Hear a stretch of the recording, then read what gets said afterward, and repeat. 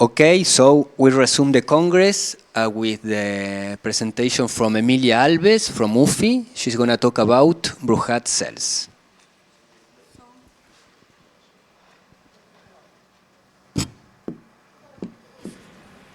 So thank you, Ariel, for the introduction. Thank you to everyone to be here. And so thank you also the organizers for the invitation. I'm very happy to be here in this conference. And today I will talk about Bruhat cells that give an important stratification of spaces. For example, the special orthogonal group, spin group. So I will revisit these during the talk. But more specifically, I'm going to talk about the homotop type of intersection of two real Bruhat cells. This is a joint work with Jordan, Giovanna, Nicolau, that's here, Boris Shapiro, and Misha. So, well, I will start doing some definition and stating the main problem as the known results, and then I will present some new results and work in progress. So first, let me start with some notations. I will denote, given a permutation sigma in Sn+1, I will denote by P sigma the corresponding permutation matrix, and by low n+1, 1, the group of lower triangular matrix with diagonal entries equal to 1, and by up n+1, the group of real upper triangular matrix with non-zero diagonal entries. Like that, we can define a stratification of the set. We can partition our set low n+1, 1 in subsets. So we take a permutation sigma, N+1, we define a BL sigma, the set of all matrix L that can be written like U0, P sigma, U1, where U0 and U1 are upper, and P sigma is the permutation matrix of sigma. Well, our aim is to determine the homotop type of the sets BL sigma. In fact, during the talk, I will explain that BL sigma has the same homotop type of the intersection of two real Bruhat cells in different bases. Let's say one is a top dimension cell and arbitrary one. And this problem was first motivated by Arnold in 1990 and has connections with many other areas, such algebra, geometry, singularity theory. And in my research group, this problem also comes when you have been working in determining the homotop type of locally convex curves in the hemispheres. Well, using Bruhat cells, we are able to solve this problem in the tree sphere. Well, but I'll not speak about these right now. I will try to let's say, put one easy example to illustrate the object we are looking. So let's take n equal 2. In this case, we are in S3. And low 3, 1 is this set of matrix where x, y, and z are real numbers. And my first example, I will take this longest permutation in S3 that take 3 to 1, 2 to 2, and then 1 to 3, sorry, 1 to 3, 2 goes to 2, and then 3 goes to 1. And this is the corresponding permutation matrix. And for one matrix L belongs to this same Bruhat cell of P eta, of this longest element eta here, we should keep this minor southwest determinant. So this one here is different than 0. In this case, we should have z different than 0. So we should also have this determinant here, this minor determinant here, that is different than 0. In this case, we should have x, y minus z different than 0. So the set BL eta, that is all matrix L that can be written like that satisfies z different than 0 and z different than xy. So we should avoid the plane, and we should avoid the paraboloid hyperbolic. So in this case, we see 6 connected components, and all of them is contractible. So I will address our result, and then I will all time pick this example to illustrate it, because this one is the easiest one, and we don't need any technique to understand that. So there is some question? Everything's fine? Okay. No? So in fact, if you are just asking about the number of connected components, and if you are just looking for this longest permutation, this problem is well known due to the work of Shapiro, and Weinstein. So I will keep this letter eta during the talk for this longest permutation. So this is 1 is mapped to n plus 1, 2 to n, and then n plus 1 to 1. So they prove that the number of connected components of BL eta is 2 if n equal 1, is 6 if n equal 2, if n equal 3 we have 20, and if n equal 4 is 52. And then, if n is greater or equal to 5, this number is given by this easy formula, that is 3 times 2 to the power n. So, in fact, they solved this problem using some algebraic techniques. In fact, the number of connected components of this set coincides with the orbits of a certain group action. Well, but they didn't know much about the topology of these sets, or if you change the permutation, if you look at the permutation. And since we were interested to understand this set for the permutation and know more about the topology, we introduced a stratification of the set BL sigma, and we obtain a CW complex that is homotope equivalent to our stratification, to our set BL sigma, and also to our stratification. So before I speak about this, let me first put some notation that I'm going to use during the talk, and then to construct our CW complex.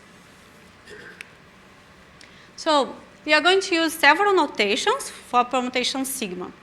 The first one is just a list of values like that. Sorry, just a list of values like that. So we already used the image of sigma in this example. The image of 1 by the permutation sigma in this example is 4, and the image of 2 is 3, and so on. We also use Cox-Surveyor generators that are just transpositions. So for this permutation here, sigma is just an example, yeah? For this permutation sigma, I have 2 different words using Cox-Surveyor generators, but they have something in common, that I use exactly seven generators here. That is the number of inversions of this permutation. So when you write one word using exactly the number of inversions, you are going to call this a reduced word. So another very important notation here is what we call a wire diagram. Wire diagram is a diagram where each cross represents generators, and we read from the left to the right, from up to bottom, like we read like that. So here first we did A1, and then A3, A2, A1, A4, A3, A2. This is the wire diagram for this word. And this another one is the wire diagram for this other word here. Well, like that, we are going to start our stratification of our set BL sigma. So first, you look at the permutation sigma, you fix one reduced word, and you write your wire diagram for this reduced word that you choose. So an ancestry is a wire diagram with black and white bullets and black-white diamonds, satisfying several conditions that I will not speak about them because they are very technical. But one thing I should mention that if you put one black diamond, you should put one white diamond. So the number of black diamonds and white diamonds, they are the same. And also, you should first put one black diamond, and then you put one white diamond. Well, here, we don't have diamonds, so we are going to say that these answers that doesn't have diamonds has dimension 0. When you have one black diamond or one white diamond, you say that dimension is 1. And this another one has dimension 2. So here are examples of ancestors, different ancestors for this word here, for this permutation. Well, let's look, for example, this ancestry here. This ancestry here has dimension 0. So when you look one ancestor of dimension 0, you can perform a click in one region, like this one here, if they have different color in the same row. For example, if I perform a click here, I arrive in another ancestor of dimension 0, and I change the color of all vertices in the neighborhood of this region. So I change the color everyone here in this neighborhood of this region. And I keep the others colors, yeah? And when we do this, we pass through an ancestor of dimension 1, this one here, that we construct, taking this black bullet here and put a black diamond, and this white bullet, we put a white diamond. And then we keep the colors of the others, yeah? So what does this mean? Let me try to explain how we construct our stratification. So we want to do the stratification of the set BL sigma. For each ancestry epsilon, we define a smooth contractible submanifold that I'm going to call BLS epsilon, since I start to do the stratification, of codimension D, that is the number of black or white diamonds. Moreover, BLS epsilon is diffeomorphic to R to the power, the number of inversion of sigma minus D, that is the number of, that is the dimension of this ancestry. Well, and BL sigma is the disjoint union of all BLS epsilon. So the sets BL sigma are homotope equivalent to a fine CW complex that we are going to call BLC sigma, with one cell of dimension D for each ancestor of dimension D. So, for example, if I look this example, this is the stratification. Let's say that this is one stratification. Here has dimension 0, this one also, and this one has dimension 1. So when you're going to construct our CW complex, this ancestor of dimension 0 in the CW complex becomes a dot, and this also a dot. This is another one, also a dot. And this one becomes an edge, gluing them. So we have a dot, a edge, a dot. Yes? So does this stratification depends on the choice of the wiring diagram, on the choice of the form of writing in the minimal way? Yeah, you should fix one reduced word. Yeah, but if I give you two different ones, do you get isomorphic stratification? Yeah, and the answer is going to be the same. Yeah, but it's a, so the set's going to be different, but the answer is going to be the same. So maybe it's going to be clear in the easy example that I'll try to do. The number of diamonds is given the dimension. Yeah, let's say then what I call that the number of diamonds, let's come back here. The number of the diamonds is the dimension of the ancestry. It means that in the CW complex, let's say if you see one ancestry of dimension 0, in the CW complex is going to be, has dimension, it's a dot, yeah, it has dimension 0. And if you see an ancestry of dimension 1, in the CW complex has dimension 1, and so on, okay? Sorry? The dimension is the number of black. Yeah, black diamonds, or white diamonds. All white diamonds, how you want, because this number is the same. Yeah? It's okay?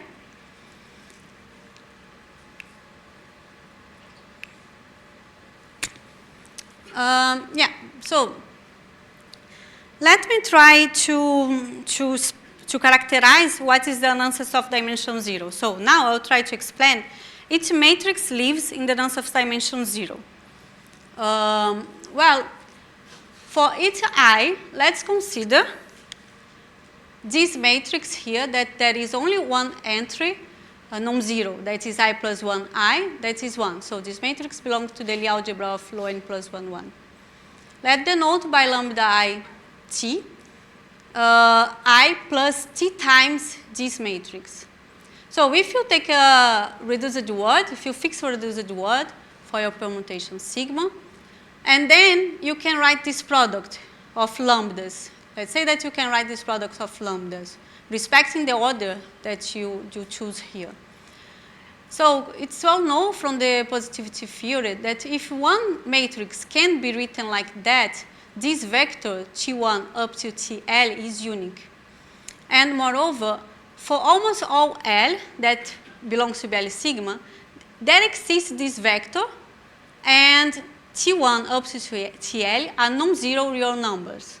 So if an ancestor has dimension 0, what is going on? So if epsilon is an ancestor dimension 0, BLS epsilon leaves all matrix that can be written like this product of lambda, and the sign of Tj, the sign of Tj that is positive or negative, is going to be the bullets that I'm putting in the ancestry. Let's say, if I see one white bullet, it means that the sign of Tj was positive. And if I see one black bullet, it means that the sign was negative.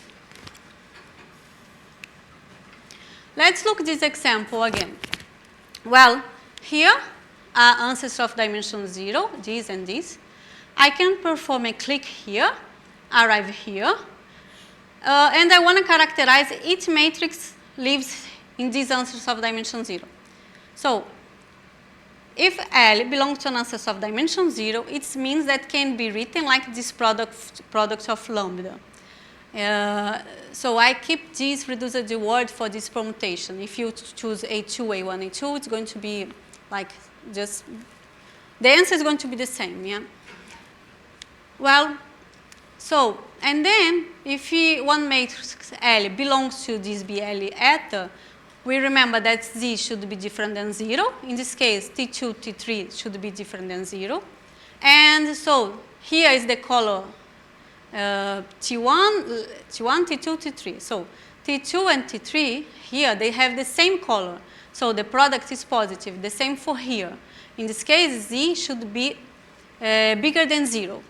And xy minus z also should be different than 0. So in this case, if you do here, what we get is T1, T2.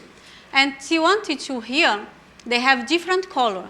So in this case, xy minus z was smaller than 0, so z is bigger than xy. The same here, because T2, T3 have different color here. And so what we get for these answers of dimension 0 is that z is bigger than the maximum between 0 and xy.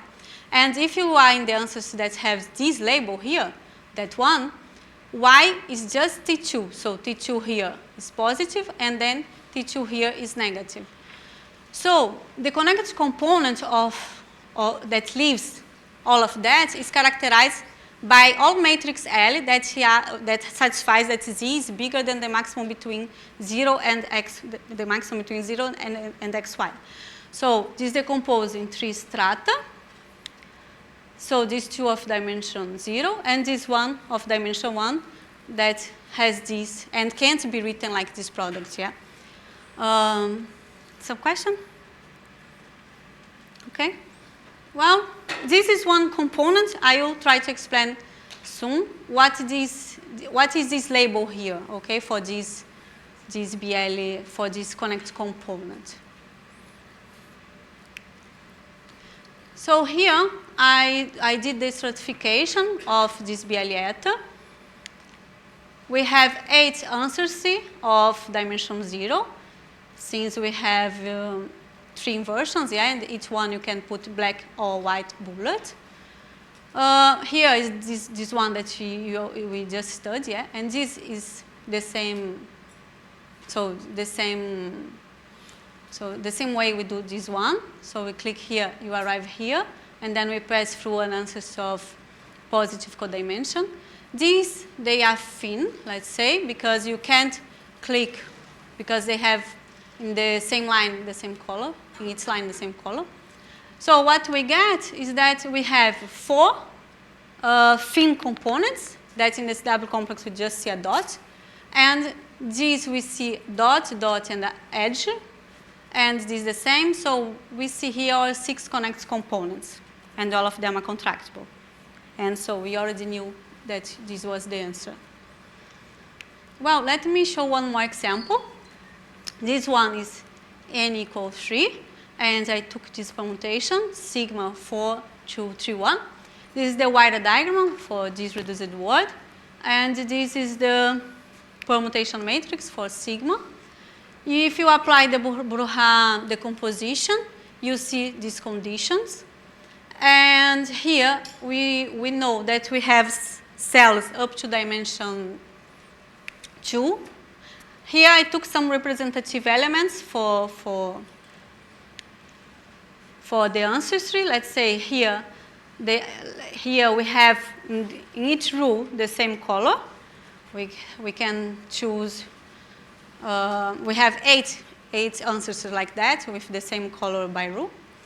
Let's say this one here, I can perform a click in this region and arrive here in that one. This one, we can perform a click here and we arrive here.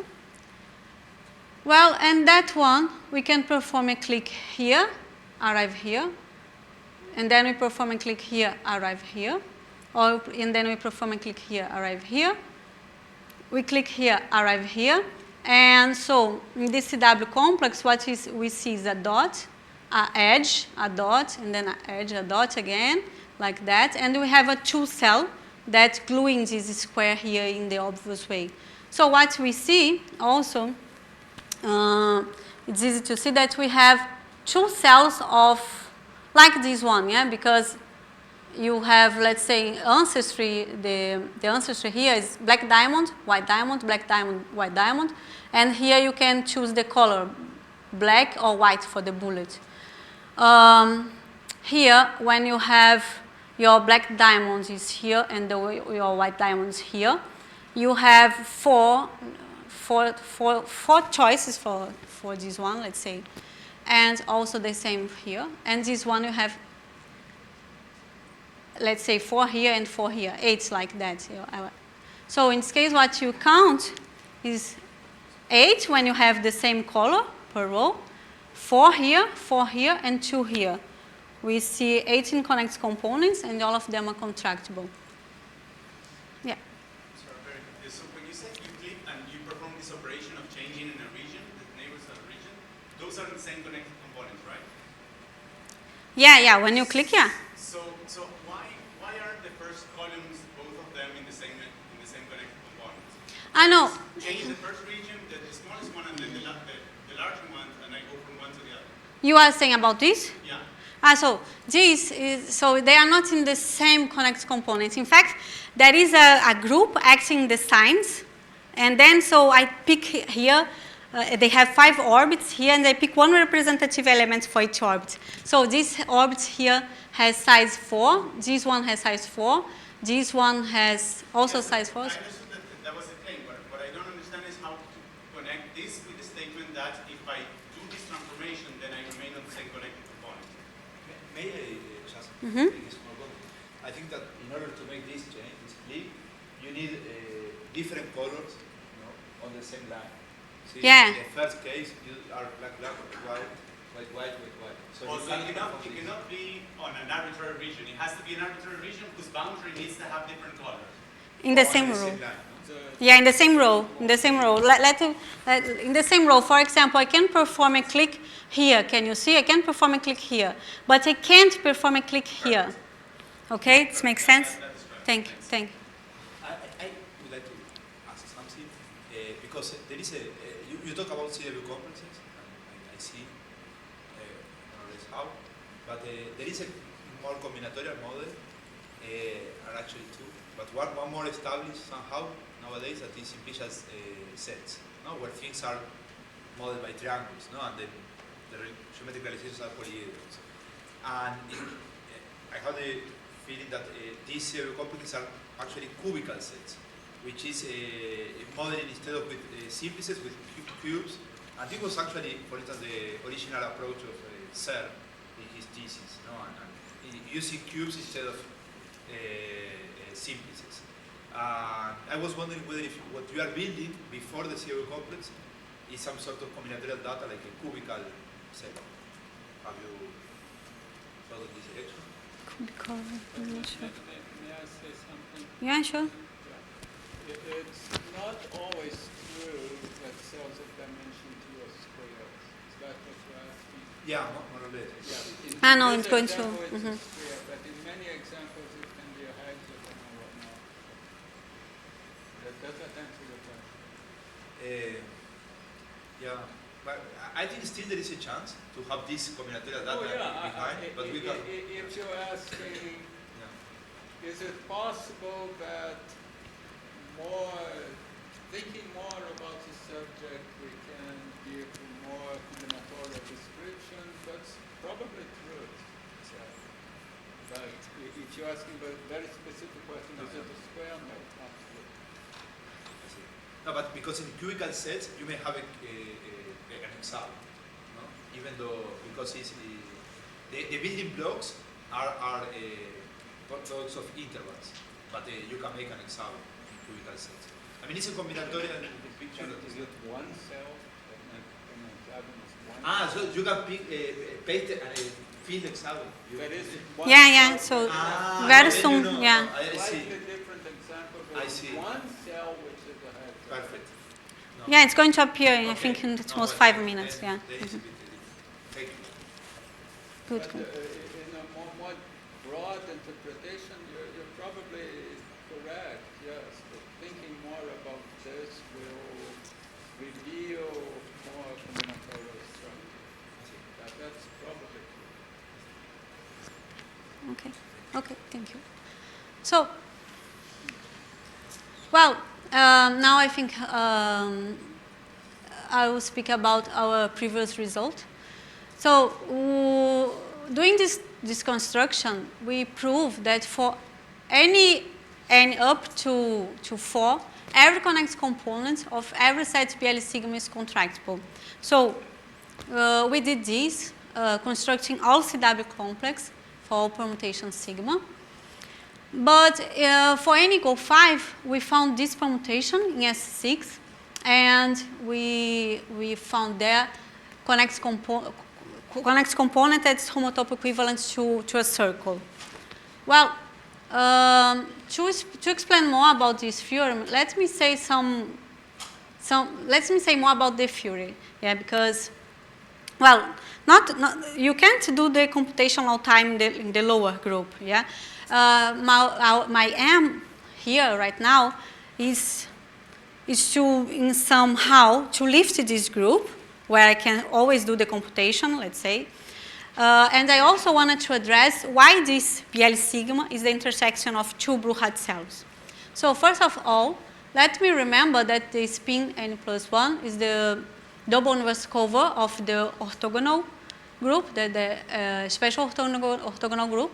And there is an inclusion of the spin n+1 in the even subalgebra of the Clifford algebra. So that we are going to work in this part here. That's just for a matter of convenience. I will be calling this a Clifford algebra. Yeah. And let me denote by Bn+1 plus the group of signed permutation matrix with positive determinant. And then I will lift this to the spin group. And I will denote this set by Bn+1 plus tilde. So this set is important since the elements here index the Bruhat cells in the spin group, how I'm going to show here. So you can do the Bruhat stratification for SEO like that. And then you can lift this cell to the spin group. I will denote by Bru Z, let's say Bru Z, the connect component of Bru sigma that contains Z. Yeah, because so when you lift, you have Z or minus Z, let's say. And like that, you define a stratification of spin in Bruhat cells with Z in this set, B tilde. And each Bru Z has the dimension, the number of inversions of sigma. It's cell Bru Z. Well, let me try to explain how we are going to define our, let's say, lift of this BL sigma. If you take one permutation, L in low n+1, 1, you can consider this smooth map here. That is you do a Gram-Schmidt. You take a matrix here, L, and then you write like QR, where I is an upper triangular matrix with positive positive determinant. And then you can lift this map to the spin, fixing that the identity go to 1. Well, let's consider U1 here, the image of log n plus 1. And so this U1 here is an open contractible neighborhood of 1. And also this U1 is a Bruhat cell. It is a Bruhat cell. I will try to give you an idea what means this grave and this acute here. Well, but let me continue a bit. So now if you consider this map below to Q, like going to log n plus 1, 1 in U1, yeah, I restrict to this map. And if you consider L, the inverse of Q, so both of these maps, they are diffeomorphism, and you are going to define the following. If you take one matrix L in BL sigma, let denote by ZL2 the element here, okay? And if L belongs to BL sigma, L belongs to BL sigma, if and only if these elements here belong to Bru sigma. Well, like that, we can define our sets BLZ that maybe it's empty. We have some examples that they are empty. That is the diffeomorph to this, that intersection of two Bruhat cells. One in, let's say, this one is a top dimension one, and this one is an arbitrary one. Well, the sets BLZ, they can be decomposed in this the sets BL sigma, sorry, can be decomposed in the disjoint union of this BLZ. And we have exactly, so this set here that I will not explain exactly what this set is, but this is a subset of the B tilde. And it has exactly, the cardinality of this set is 2 power to the n plus 1. Well, so for we study BL sigma, we study it BLZ. This is what we are doing. Let me come back for our easy example to illustrate what's going on. So if n goes 3, if n goes 2, spin 3 is the 3 sphere that is inside the quaternions. That is the Clifford algebra here. So the quaternion is just that. We are going to use this hat here for the generators of the Clifford algebra, since we are doing this in bigger dimension. Yeah? Here is easy because we are looking at this example that's very concrete one. So A1 hat is I and A2 hat is J. And then let me use acute for the generators of the set B tilde. So A1 acute is 1 plus A1 hat divided by square root of 2. And A1 grave is the inverse of the acute. So, and then what it means? Let me say. If you see these answers here of dimension 0, you see this color here, white, black, and black, it means that you are going to put white, you are going to put acute, and black, you are going to put graves here. And then I did this computation in the Clifford algebra, and I got this one. These are elements in B3 plus tilde. Here is just like in our example, 1 minus k divided by square root of 2. And if I look this ancestry here, for this another, this label here for this another ancestry. So here I see black, and then I put a grave, white, and then I put acute. Remember that we always keep the reduced word, yeah? Well, and then I did this computation and I arrived in the same element here in the Clifford algebra, okay? Well, this means that this BLZ0 that we already studied before, this 0 is exactly this element here. So, for we study our BL sigma, we decompose in BLZ and we study each BLZ that can be disconnect, maybe can be empty. Well, we have many things that help us to double check our computation. One thing that is easy is one easy formula here is to count the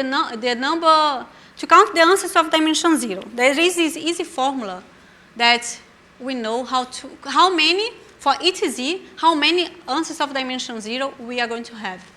So this formula just depends on the real part of z, L, that's the number of inversions of sigma, n, so sigma belongs to Sn plus 1, and this B here, I'm going to explain in 2 minutes. This B is like if the permutation blocks or not. Let's say if one permutation can be split like that in two separated. Usually this B is going to be 0. Let me come back for this formula. Let's say usually, in general, better. Let me come back for this example and let's say what this formula says to us. So L, the number of inversions is 3, N is 2. This permutation doesn't block. And the number, if you apply here, the number of answers for dimension 0 is this easy formula. And so the elements that we should look is just 8 elements that are this one in the Clifford algebra. So and then these elements has real part like this one or 0, and then we can have 0 for the number of answers of dimension 0, 0, 1 or 2. So if the number of dimension 0 is 0, it means that this BLZ is empty.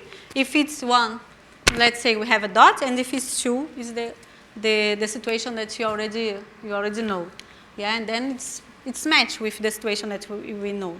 BLZ or has 2 answers of dimension 1 or 0, sorry, or 1 answer of dimension 0, or is empty. We have two Z's here that are empty.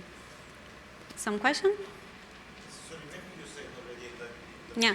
How does the situation change if you change the representation in words? So if you change the representation,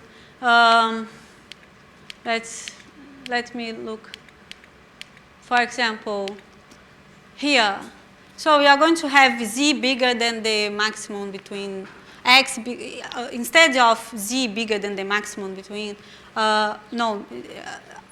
instead of Y bigger than 0, we are going to have X bigger than 0, let's say. Okay? Yeah, and then, but it's the... Yes, but the number L is not the same for everyone. The parity is the same. So if you take on permutation sigma, the number of L is the same. So you just can choose another reduced word. For example, this one, I choose A1, A2, A1, but maybe you can do A2, A1, A2. Is this that I'm saying? And then, so this is, it's not going to change the answer, yeah? You can take also a longer word. I mean, just I know, you want to take the word with the minimal length. Okay? The length should be, yeah, exactly. Okay? It's clear? Okay?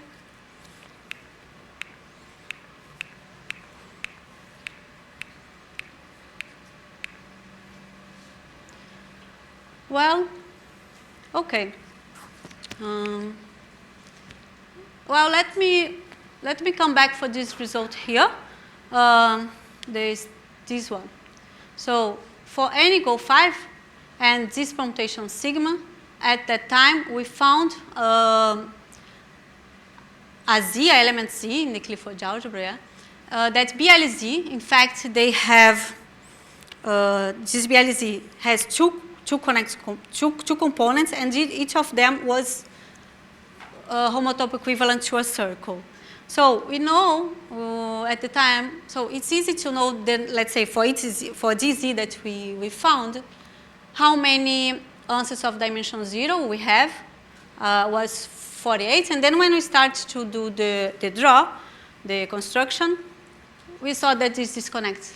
And here I have the representation for one connect component, and this one is going to be homotopic. The CW complex is that one. Let me come back a bit slow here. So, for example, here in this 24 box, they are answers of dimension 0 that you can perform a click. Let's say, let's fix this one. If you perform a click here, you arrive here from this edge. But you also can do a click here.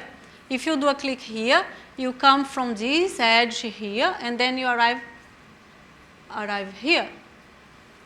No, yeah, and then if you can, oh, yeah, and then you can perform a click here, and then you arrive here. Maybe it's easier to see this in the CW complex. So this answer C of dimension 0 will become a dot.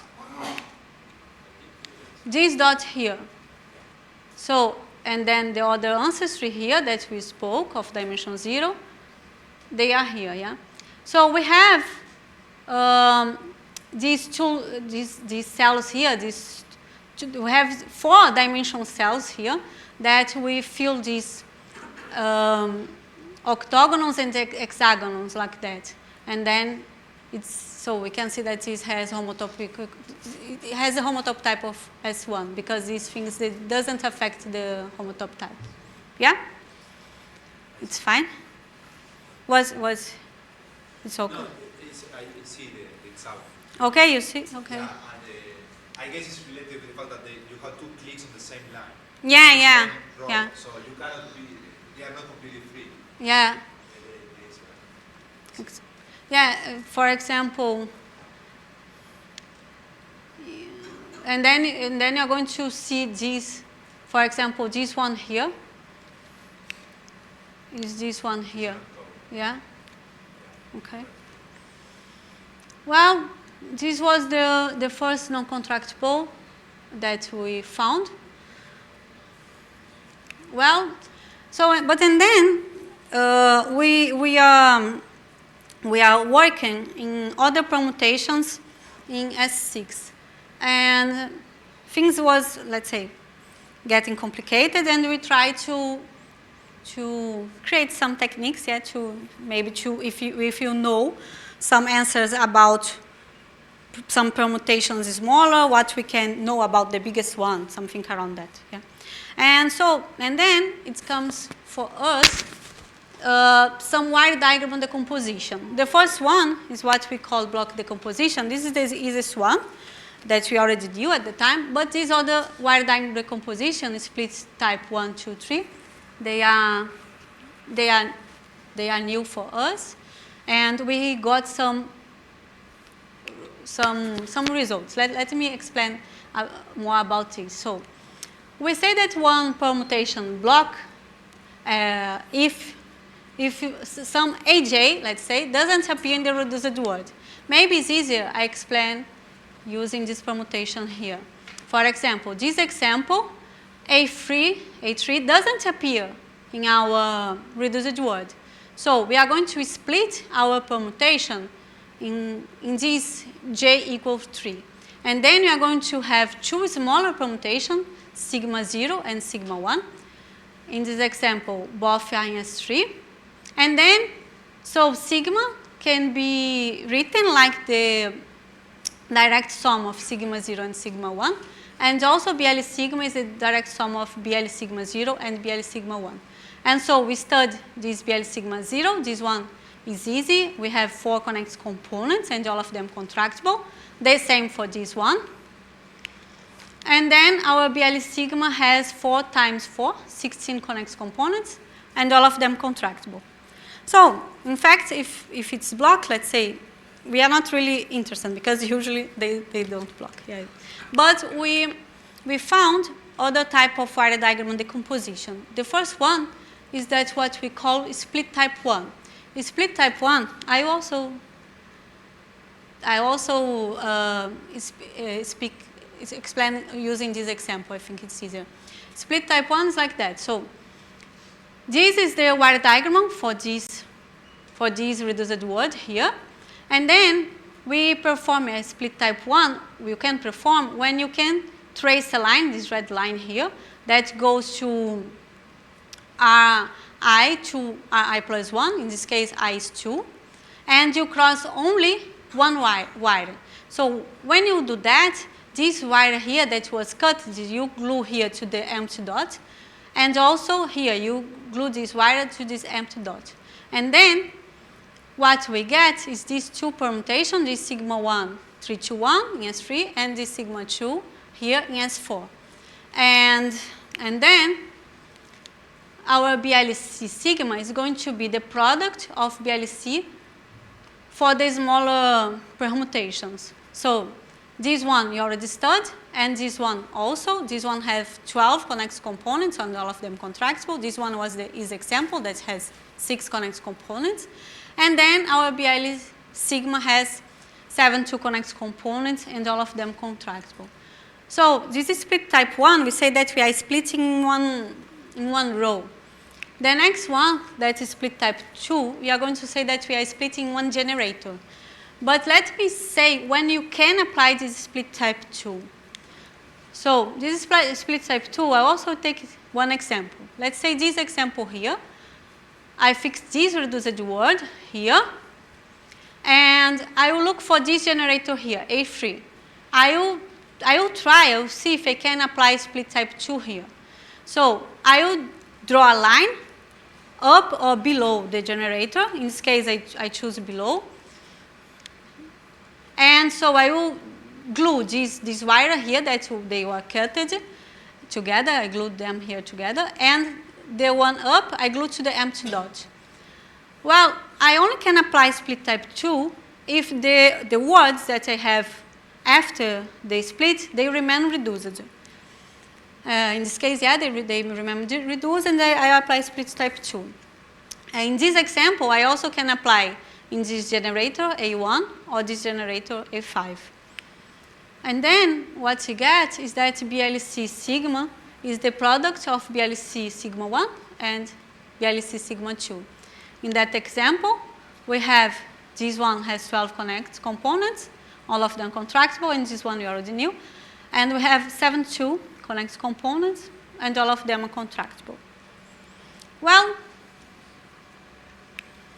another split, we call this split type 3, is a bit different. Now, let's say this permutation sigma. Let's fix this reduced word. I draw here the wire diagram. I say that I apply split type 3. If I can trace a line, this red line here, like this one here, that pass through only one region and cut exactly 2 wires. And then if it's happened,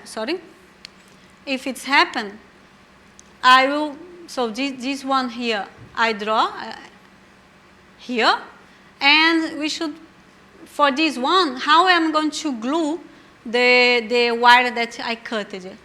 The wire that I cut, I will glue them together, and like that I'll construct one new generator, and then I glue the wire to the empty dot.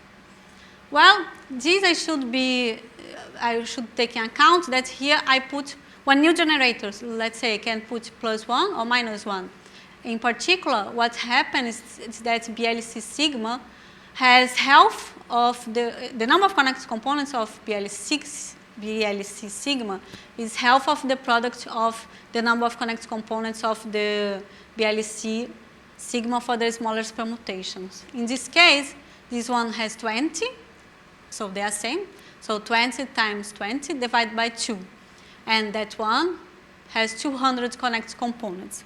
Let me see one more example, because this one was a bit particular.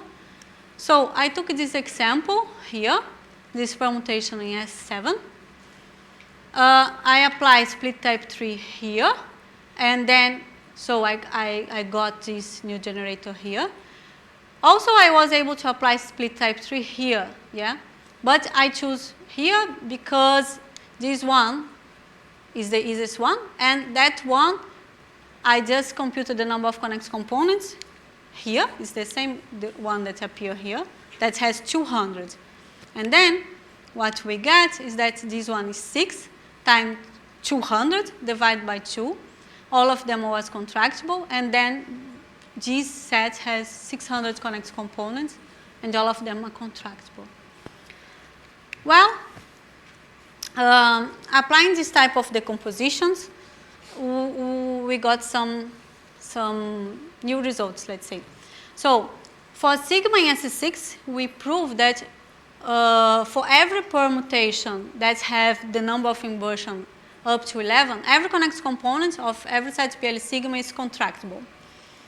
Well, but for sigma equal 12, except for this one, every connected component also is contractible. And this one, if you will remember, before we already found a connected component that is homotope equivalent to SC1, but now we found some new components that also are homotope equivalent to SC1, but in different way, because we found the components that have cells up to dimension 3. In fact, they have 4 cells of dimension 3 and small cells. So they are like, I have 2 cells that are solid cube and 2 that are convex solid. And then you glue a cube, a convex solid, a cube, a convex solid. And at this time, you have some wings, let's say, some cells of smaller dimension, but it doesn't affect the homotope type. And so we already found 72 that are contractible, but remain 4 of them that have Euler characteristic equal to 1. Maybe contractible, but we have been working on that yet. And also, we have been working to try to generalize this theorem B.1, so that this result here doesn't depend on this n here. So we believe that if you keep the number of inversions up to 11, and you increase the n, you don't have, let's say, space for get complicated things, let's say like that. Well, but we need some more. What's the difficulty in the conjecture? N is at most 21, right? Otherwise, if you have more than 22 symbols, then you can involve just with 11 inversions, you can involve at most 22 symbols. So it's not something that you can test for a finite remaining. I mean, there are going to be a lot, but it's not something that requires just a finite remaining checks or not. Yeah, if the number of inversions up to 11, yeah, we are checking. So this kind of it's a finite remaining check. Yeah, a lot of them. Yeah. But we are constructing, let's say, each of them using CW complex, they split decomposition, and so on. But what we guess is that, so if I pick one permutation in SN plus 1, and if the number of inversions is up to 11, so maybe we can generalize that. But am I understanding correctly if I say that the conjecture makes sense for, I mean, it's harder for n at most 21, after that it's, if you prove the conjecture for n at most 21, then the conjecture is true or not? Maybe I misunderstood the conjecture. Yeah, I think so. Yeah. Yeah, I think I understand correct. Yeah. Okay. Wait. Okay. There are many open questions here which are finite computation, but very complicated finite computation, and we don't know how to do it by computers, or at least there are large parts of it. And when you start doing it by hand, drawings get more and more complicated. There's a point you don't trust the drawing. Yeah. But it's fine. Maybe to find some algorithm. Okay, thank you. So, okay. Well, so when we are working on that, we fix the number of inversions. We are looking, so let's say, take a permutation, look up to 11 inversion, and then 12 inversion, and then what goes on for, so what goes on for the others, we don't know yet. And if the number of inversions is 13 or 14, for yes, 6, yeah, so the Euler characteristic is equal to 1 or 0 in both cases. And so when the Euler characteristic is equal to 0, we believe that is S1, but we still work on that. So yeah, because we have cells of higher dimension, things are getting complicated to do the construction in the way we have up to this moment. And what happened if the number of inversions is 15? So if the number of inversions is 15, the permutation is the longest one. So, and we already knew that for any greater or equal to 5, always there exists a connected component of B Elliott, it have even Euler characteristic, so non-contractible. So we already found one element Z that has even Euler characteristic equal to. So the number of cells is these biggest numbers here. We have cells up to dimension 4. We don't know yet the homotop type of this one. And also we found 4 components that have Euler characteristic equal to 1. But here we have cells up to dimension 6, and so it's complicated for we draw. But we guess that is a, let's say, we guess that it's contractible, but we are not sure because these have cell up to dimension 6. We conjecture that, but we are not sure since it's get bigger quick.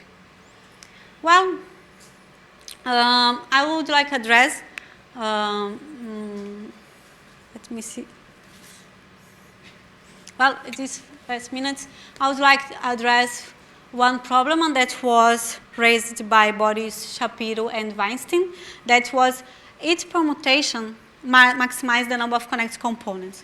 Well, in fact, for n equal 1, 2, or 3, this is maximizing by the longest permutation that I call eta. But if n equal 4, this change because the BL eta in n equal 4 have 52 connected components, and these ones, so these 2, has 60 connected components, so it's bigger. And so, in fact, these, they are the permutation that maximize the number. And then, also, we already found this other one, S5, sorry, S6, this is the permutation that has 200 components that I already did the computation, yeah, we did it together here. And this is the one that maximizes the number of connected components in S6. And then in S7, we have three permutations that maximize. I draw them here. And then this one, they have 600. We already made this computation. And so you can pay attention here that this one fixed the element 2, this another one fixed the element 4, and this another one fixed the element 6. So, and for example, if n equals 7, in S8, this is the permutation that's maximized. And then you can see like that the shape of the permutation. And we have been working in n equal 8, S9, and the permutation that have n equal 8, S9, that have, let's say, this shape, or other fixing 2, 4, 6, or 8. We have 4 permutations. Up to 4 cases, we guess that it's going to work also, but we need to check for 4 permutations in S9. So what I mean is that if n is odd and you have this permutation, and if n is odd, this set has this number of connected components. This we know how to prove for n. And if n is even, this permutation, yeah, we have n divided by 2 permutations like that, and has the number of connected components. And we would like to prove, if it's true, yeah, that for every sigma, the number of connected components is maximizing you by this permutation. This is true up to n equal 7, S8. Well, this is what I would like to talk to you today. Thank you.